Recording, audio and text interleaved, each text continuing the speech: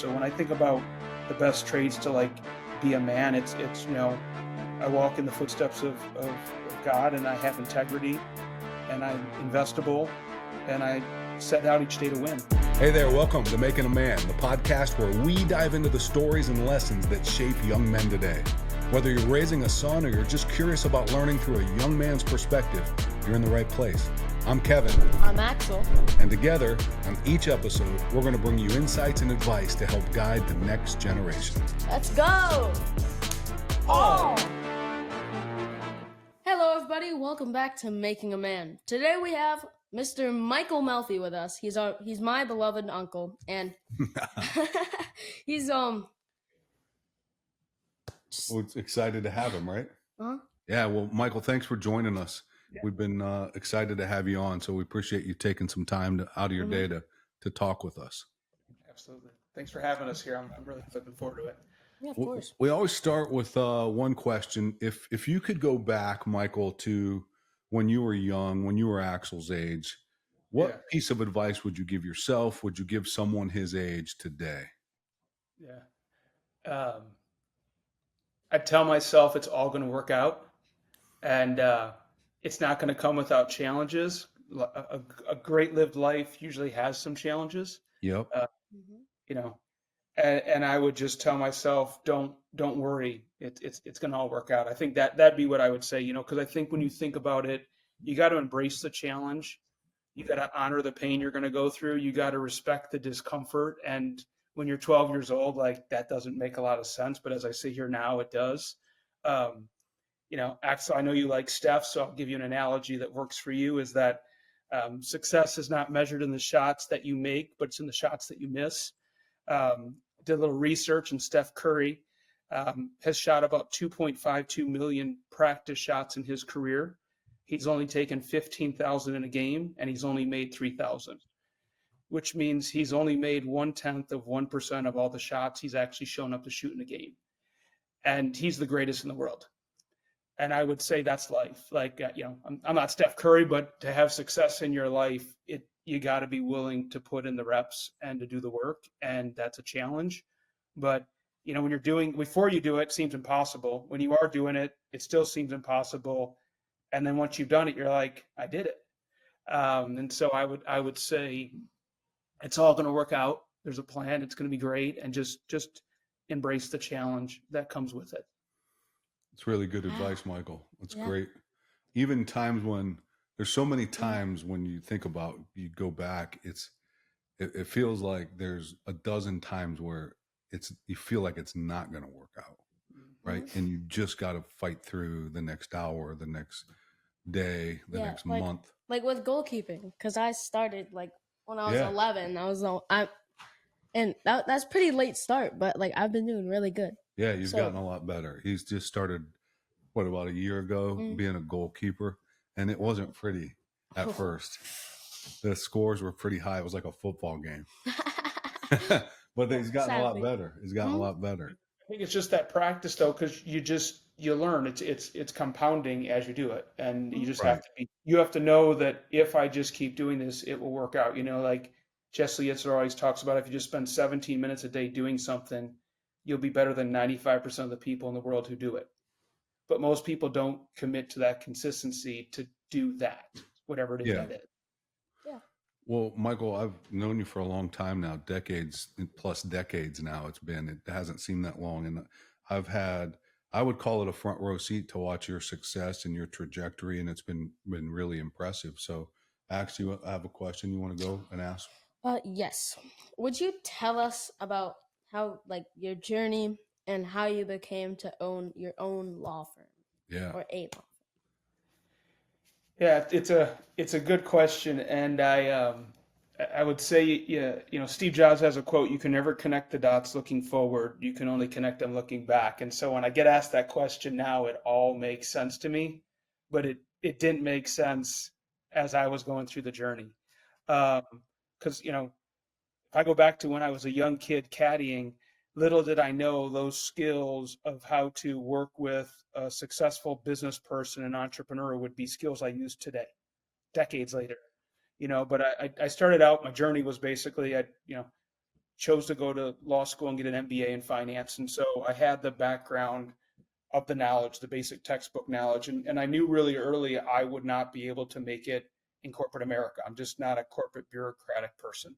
There's nothing wrong with that. For some people, it's great and they should do that. Really successful. For me, it wasn't. And so, I blazed my own trail. I didn't do everything right. I definitely paid the dummy tax and a lot of different experiences along the way. And I was able to build a career because of that. But I think what happened was it's been it's been a perseverance to constantly learn. I've never stopped learning. Like if you look at every chapter, it's like, okay, what's there to learn, right? So I've been a successful entrepreneur, which we're going to talk about throughout this conversation. And where most people just say, just keep doing that. I said, I'm going to go back and either get like an LLM in law, mainly tax, or I'm going to go join a law firm so I can really learn. And so I showed up and it was like, kind of like, the movie The Intern, when the guy shows up and he's a little bit older than everyone else. And, I'm at this law firm and I've never been in a law firm before. And so I kind of did it backwards. Most people do it early in their career. And I went there and I had the opportunity to learn a ton and it was great to learn. But what I learned really quickly after a couple stints at different law firms was that no matter what law firm I went to, lawyers tended to operate inefficiently. They ran inefficient partnerships. And I knew from all my experiences through all of them that there's a better way, right? It's like, where's the puck going in this industry? Where's the opportunity?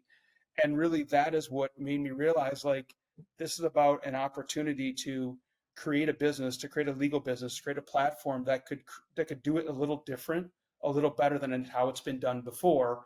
And if we do that and create a ton of value, we have something special. And so we built Mavesey to really redefine the legal experience and to deliver unreasonable legal hospitality. And so it was just if you'd have told me, as a kid I was going to be a lawyer in a law firm, I said no way. Even when I was in law school, they asked, who wants to own a law firm? I didn't raise my hand. I'm like, I'm not going to own a business. But life is a series of journeys and connecting dots that you look back when you're there, like, oh my gosh, this all makes so much sense. Because now as I sit here today, I get to be a great leader to a team. I get to deliver as a servant leader to this awesome team that I work with, yet I also get to serve amazing clients. And all along the way, I get to create value and solve problems, which is something I love to do, take something super complex and solve it. And as a lawyer, I get to do that. And I would say one thing just for people listening is that you have to have experiences and learn what you don't like to learn what you do like. So me owning a law firm and knowing I would like that only came from a lot of experiences to get there. Oh, that's great. Wow. You touched upon this right at the beginning of your answer on where you started. Like when you were Axel's age, you were carrying golf clubs around and meeting people, and you. Whenever I tell someone your story, a lot of people haven't heard of that when we go golfing, there's just not a caddy program.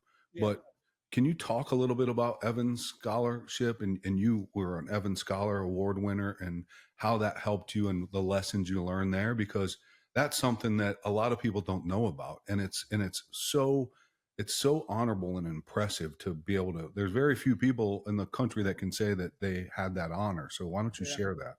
Thank you. So, as a young boy, we didn't grow up with very much. And so like I had to earn some money where I could. And besides shoveling snow, which is always good, I recommend everyone does that. But here in the Midwest, everyone needs to do that. But my grandpa told me that you're going to go work at a golf course. And I'm like, all right, sure.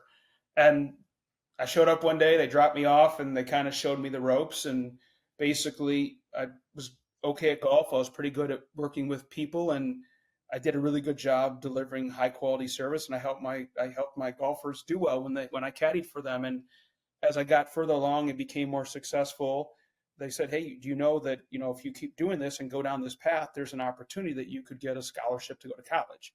And at that time, I was lucky if I was just going to go to a community college. And Dr. Nolan, who's, was kind of led the program, and every country club, especially in the Midwest, now we have more chapters around the country, but country clubs will put money towards the bag tag program through Western Golf, and that money gets pooled up for the caddies.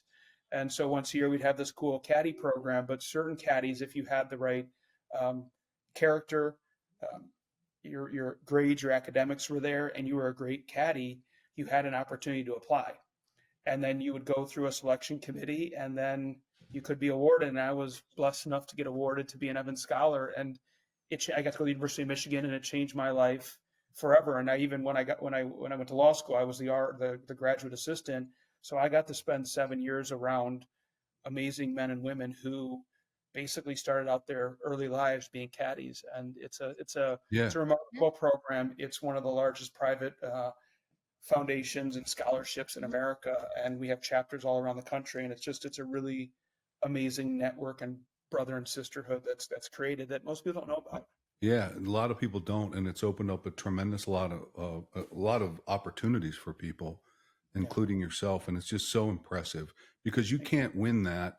There's a lot of caddies at some of these programs, and to stand out as a young man or woman to get the Evans Scholar, you have to be doing something right. You have to pay attention. You have to work hard.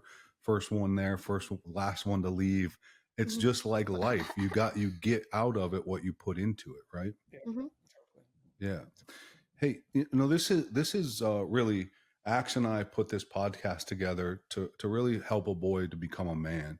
And Michael, what are some of the best traits that you've seen from men that you've looked up to throughout the course of your life? Could you share those with us? Yeah, and I mean, one thing before I answer, because I did write down a couple notes, is being a great man is knowing what you stand for and what you don't stand for, right? If you don't believe in something, you'll fall for anything. And I've found that having, I call them pillars, but having things you really believe in and how you live your life in your house is an important part. And so that's just something I would say, that as you become a man, it's something that I've done, is like, you're either this way or you're not. You just have to choose and own it, right? You can't be everything to everyone. You have to be who you are. And for me, I think, and what I'm going to say doesn't resonate for anyone. It's worked for me in my path, and it's not in everyone's path. And I would say when I was young, I used to think it was weird when an athlete would start out by giving some religious comment. And one thing that I would say is building a home, not a house, is the first thing I wrote down. And what I mean by that is that anyone can buy a house. It just takes money. But to build a home and for me, it's a home that's a faith-based, grounded home, and walking in a life like Christ. And for me, that was an important part of being a man, being a father, or being a husband, is there's challenges that we're going to face that there ain't an answer. There's no textbook, there's no blueprint, there's no manual, like how to deal with a kid. No matter what age they're at, there's no manual for it. And having something or someone you can turn to has been amazing. And it's allowed me to take what would be just sticks and bricks, would be at home, and turn it into a house, and turn it into a home. And so for me, that's one thing that's been important. I think another thing, and I think this is something that's been lost, in my opinion, is integrity. Doing what you say when you say you're going to do it. We're not perfect. We all make mistakes, but if you can show up every day to your life as a man, as a husband, as a father, and do what you say when you say you're going to do it, man, you're going to be so much further in life by doing that. So that integrity piece is huge. I think the next thing is Kevin, as you know, I coined the phrase being investable, and to be investable, it's really about demonstrating attributes such that someone else wants to give you their time, money, and energy. And that applies anywhere. It could be, why does a school let you in to the university? It's because you've demonstrated attributes that they're willing to let you be one of the students. Why does someone let you on a sports team? It's because you've demonstrated you have the attitude, the skills, and the knowledge to have beyond there, right? Why does someone choose to date you or marry you? It's because you've actually demonstrated you have something that's special to them, right? And Kevin, you know this in business. If you're going to invest in a business or buy a business, does someone demonstrate they at least got a fighting chance to make something out of their idea or their business? And so, that to me is such an important part of success in life. And a lot of, if you had to say, Michael, how do you codify your success, was because I did things to be investable. Yeah. And that really turned me into yourself. You gotta prove yourself that you're worthy to do it. Yeah, I mean, I think, Yeah. yeah, someone's not just going to say, hey, here's the first tee at Augusta. You got to prove you deserve to play there, right? You want something in life, you got to prove that you've put in the work to have that. And I think the last part is, I talk a lot about this, is having a winning culture, being a winner. And winner normally thinks like, oh, there's a scoreboard and someone wins and someone loses. And how I typically define it is being assertive. So knowing what you want, knowing what you don't want, being vulnerable. I think as men, it's really hard to be vulnerable. Like we're supposed to be tough and macho, and you don't want to see anyone cry. But like, Dickie V always said, like in his speech, you should cry once a day. But being vulnerable is not something that we do as men a lot. And the one thing I know that I've been working on a lot is being more nurturing, because vulnerability and nurturing those aren't manly traits. But I know if I want to win at life, those are some of the things I do. So when I think about the best traits to like be a man, it's I walk in the footsteps of God, and I have integrity, and I'm investable, and I set out each day to win. And when I do that, I feel like I'm doing a really great job. I will say, last thing I'll say on this is I talk to my son a lot, who and I always, for his age, I just tell him to love people, to respect people, and to protect. And that's what you do for your sisters and your mom, and that's what I've been teaching him. Michael and I, Axel, we've talked a lot about this concept of being investable, and he coined this term, be investable, and it's so important. Like it encompasses everything that you ever want to do. Like be interesting enough and care about people enough for them to want to take interest and care about what you're doing and to support you in that effort. Mm-hmm. And so thanks for sharing that, Michael. Yeah. What would you say? You probably have a lot of challenges, but what would be probably the greatest one you had to overcome, and how did you do it? Yeah, this is a good one. And immediately it goes to like business, and like, okay, what was the biggest tombstone I had, or what was the coolest business thing that I did that I can talk about? And I mean, there's some cool things, and the trophy I showed you, like there's some cool stuff that I've got to do. But I actually, in the spirit of what we're talking about, I think the greatest challenge I had in my life personally was becoming a man. And like actually that experience. Right. So knowing kind of my background, Kevin, you know a lot about it. That was it. And like, I didn't have an instruction book on how to be a great husband. I definitely didn't have it on how to be like a great father. And I'd say more than anything, learning to balance it all. Like how do I stay in shape? How do I show up for my wife? How do I show up for my kids? How do I do all of that? And I think the greatest challenge I'm in it right now. I'm not done with it. I'm on the journey right now, and learning how to balance all that. How do you have that responsibility? How do you show love to those around you? And how do you have respect? Like as I'm talking to Roman about, but like to me, that's the one that's been the hardest for me to overcome. I could give you business stories, Axel, all day. Like business is hard, work is hard. Like getting safe is hard, running a marathon is hard, doing a triathlon is hard. All those things are hard. Like putting together a deal, it's hard. Those are all things, but you can get through all those things. But I think when it comes to dealing with human beings, and even just dealing with yourself, the person you have to wake up and look in the mirror every day, like that's been to me the greatest challenge, is just me growing into a man. I know for me, there was a part where I struggled before I really got there. Yeah. Thanks for sharing that. Yeah. That's good. Michael, I've been so impressed over the years that I've known you with your ability you're kind of the networker. Like that is your superpower, I think. Like you would walk into a room and you either know, if you don't know him, you're going to know him. And that has been super impressive to me. And I think that is a trait that it's hard to teach.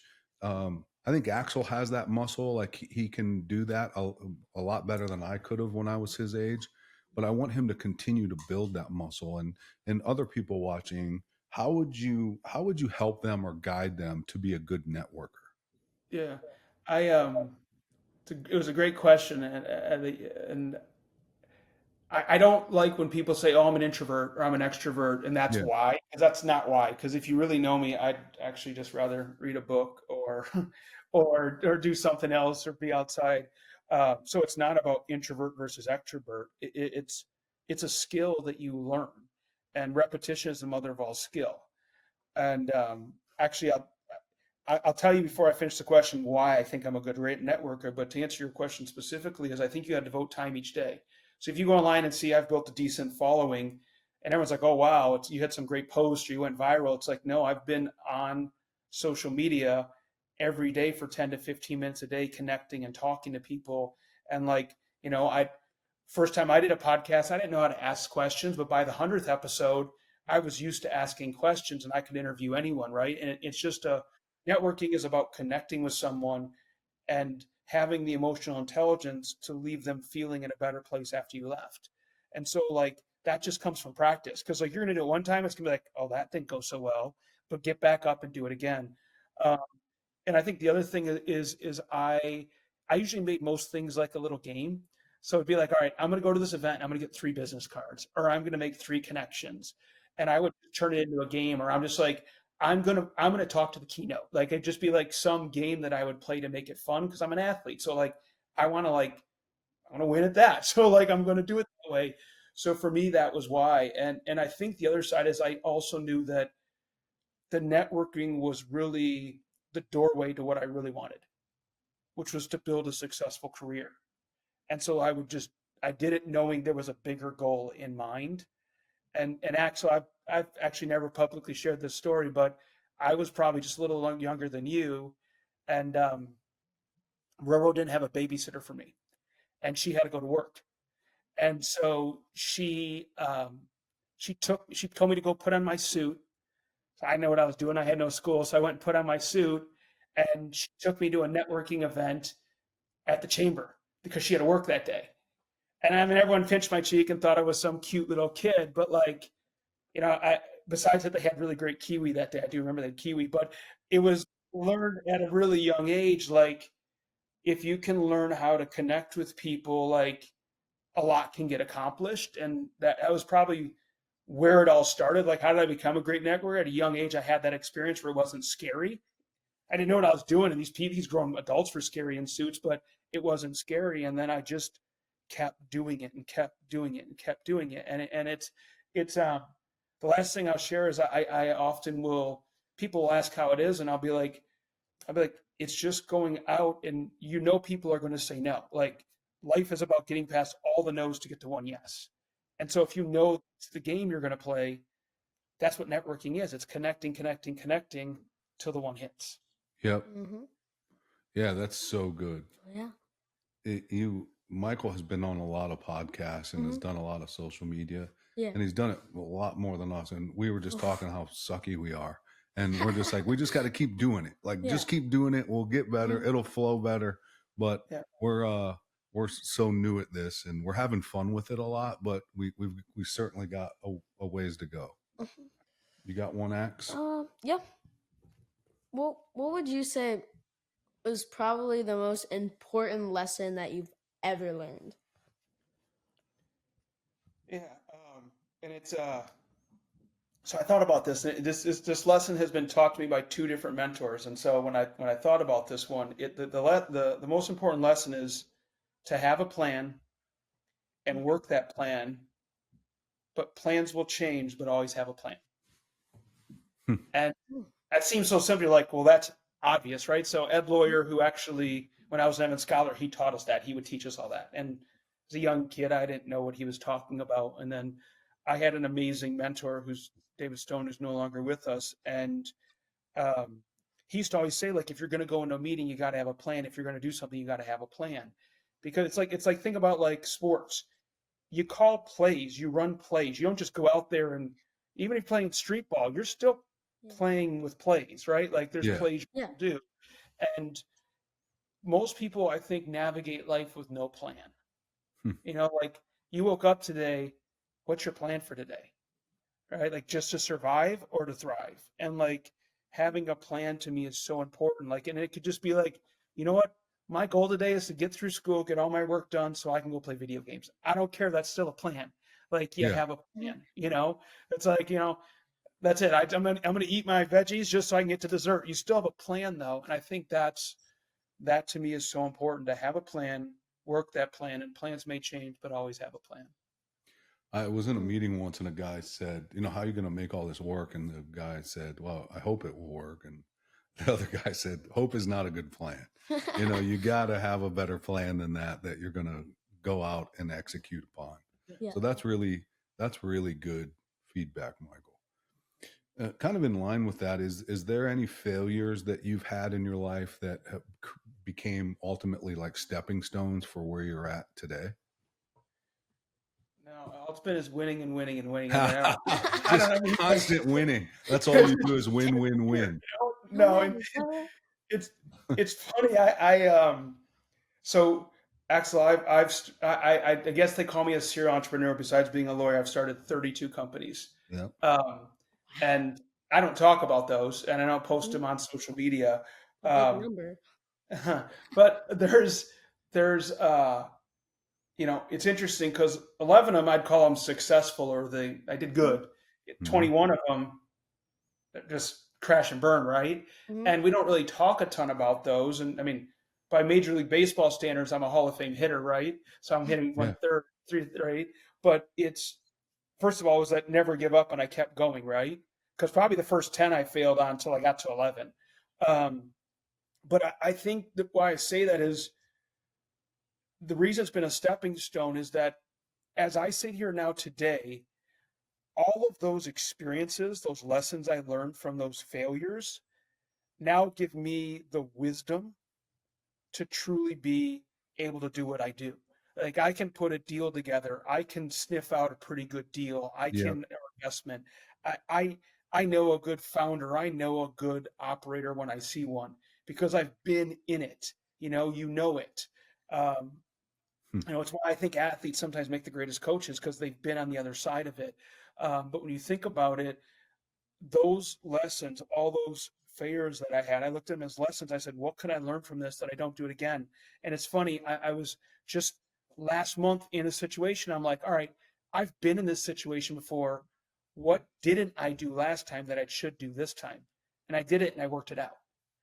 And so I think that's such an important part is I was willing to get back up, and it's, fall down 7 times, get up an eighth. I was willing to get back up. And those businesses that didn't make it were actually the lessons that allowed me to have the success I now have in my career and my life. Yeah. That's so true. You wouldn't Yeah. be here if you didn't have all of those, No. that you didn't fall down. And eventually you get punched in the face or the gut so many times that the next time you see it, you're going to duck, right? You're going to realize that, wow, that hurts. I'm not going down that way again. But you had to get punched in the face to be able to have that reaction. Yeah, I mean, Right? you look at obviously we all love sports. You look at athletes, and if someone says, "Hey, so and so's never won against this team," like they're going to win this time, most likely because they've learned when that punch is coming. I mean, Yeah. if you're truly constantly growing, you're going to you start to see patterns, right? Kevin, there's patterns in business, there's patterns in Yep. even life, there's patterns in relationships. Like they start to repeat themselves, and those people who stay around long enough end up getting really successful because of it. Mm-hmm. Thanks for that. Yeah. I think we have time for one more, Ax. You want to fire off a question? Sure. You got another one? So let's say someone my age wanted to be an attorney. What would you tell them to start doing early on? Yeah, that's a good one. That's a good question. I'd say don't be an attorney. I'm just kidding. We're usually the butt of bad jokes. But if someone was very interested in a legal career, um, I definitely recommend them to get experience because being a lawyer, it sounds like a cool title, but you really need to learn what you like or don't like. And I think the legal industry does a disservice in not teaching people the different types of law. So like learning the different types of law out there because there are all different types and they're all wonderful in their own way because it just depends on what you're going to be spend your days doing. Do you want to be in a courtroom? Do you want to spend your days in a boardroom? Do you want to, like, where do you want to spend your days? Do you want to spend your days in an office? And depending on where you want to be will depend a lot on what type of law you practice. The other thing, I have a very friend who has a very successful law firm in the Midwest, one of the largest, and he just made a post on social media and he said, anyone who's interested in law school, just go get experience. I don't care what it is, but like you're not going to get any rebounds if you don't hang around the hoop. So like you gotta go, just like go to a law firm and be like, I don't care what you give me to do, I'll do it. We just hired someone and that's what they said to us. They said, I just want the experience. I don't care what the experience is. I'm like, show up on Monday, let's go. And you're just going to learn. It's like by being in the environment. Like you're a product of the environment you're in.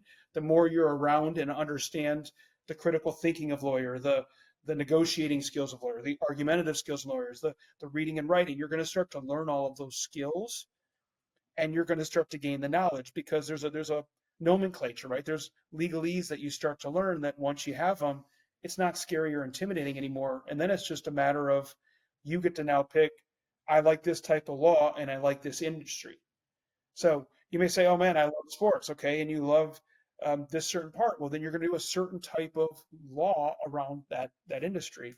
Or it could be, hey, I love, I love deals, and it's going to be you're being an M&A attorney. Or hey, I love litigation. Like there's not a right or wrong, but you need to learn the different experiences out there. And I think the other side that most people want to just go right and like, I'm going to be a lawyer. So they follow this path to be a lawyer. But to me, the greatest lawyers didn't always just lawyer. They have other experiences, right? So they've worked in a business or they've done something that's industry specific. And so I'll tell you one a dear friend of mine, he's an aviation lawyer, and like fascinating what he does, right? Buys, sells, and leases things that fly, and super cool. And if you think about it, I said, how'd you get started? He goes, I was a mechanic on airplanes, and I put myself through law school being a mechanic on airplanes. Well, who can negotiate an airplane deal better than someone who knows how the jet engine was put together? So I would say that the biggest thing is experience at a, you know, at a 12-year-old's age. I'd say, uh, probably start making sure that you're starting to understand what are the different types of law that you could be interested in. Go sit in a courtroom. It's free to go sit in a courtroom. You may go in there and be like, I don't ever want to do this, or man, this is the coolest thing, right?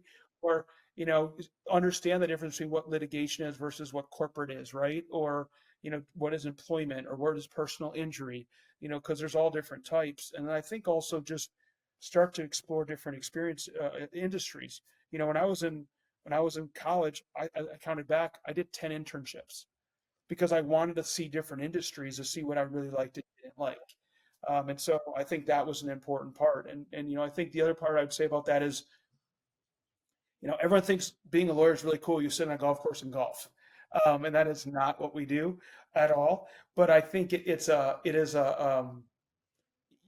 want to get the experiences, and it starts with, just because you go work in the mailroom at a law firm today doesn't mean that you're going to be a mail clerk the rest of your life. Like, it gives you experience. And you know what?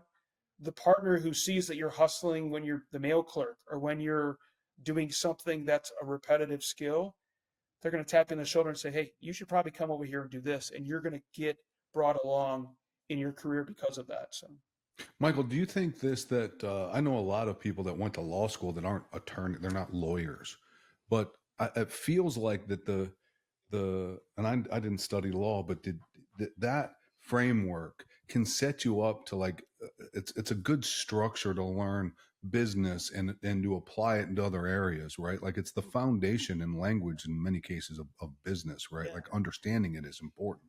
100%. And I mean, I knew I was going to do business, right? So I got the MBA Yeah. in finance, but it was like the legal, and it was my aunt actually, and I just thanked her last month for this. I wouldn't have gone to law school if it wasn't for her. And she's like, you're not going to like the reading, and you're not going to like all the writing, but what the critical thinking you're going to learn is Yeah. invaluable, and it is. And the ability to dissect a problem, the ability to analyze a problem, it's a skill we've learned that can be applied anywhere. And it's funny, I'll meet an entrepreneur or a business owner and they're like, oh yeah, I'm a lawyer. They don't talk about it, but it's clear their legal prowess and their legal critical thinking has taught them how to be more successful and when they've applied it. Because Yep. law school teaches you a way of thinking is what it does. And Mm-hmm. then you pass a bar exam, which gives you a license to practice law. Yep. Mm-hmm. This was great. I really Yeah. appreciate you Thank you. taking time out of your day from your family and your work and everything else you've Mhm. got going on to spend some time with us and share your insights. Thanks a lot, Michael. We appreciate it. I appreciate you guys having me. And then I'll tell you, I've got to speak a lot on stage and present a lot for podcasts. These questions were awesome. Um, and as you can tell, I put a lot of time into preparing. And the reason I did is, actually, I'm really proud of you. And I wanted to make sure I could give you some insight and wisdom, because I would never get to do this. And so it's so cool for me to share this with you, and to know we're recording this, and you can listen to it forever. And so thank you for inviting me on. It means a lot. Oh, thank you. That's awesome. Yeah. Thanks a lot, Michael. Awesome. We'll see you. We'll Good see you job, guys Max. next week. Wait, Good hold job. Ooh, that Ooh. wasn't bad. Thanks for joining us today on Making a Man. If you found value in today's episode, don't forget to subscribe and share it with others. Together, we can keep inspiring and guiding the next generation. Thank you. See you next time. Oh!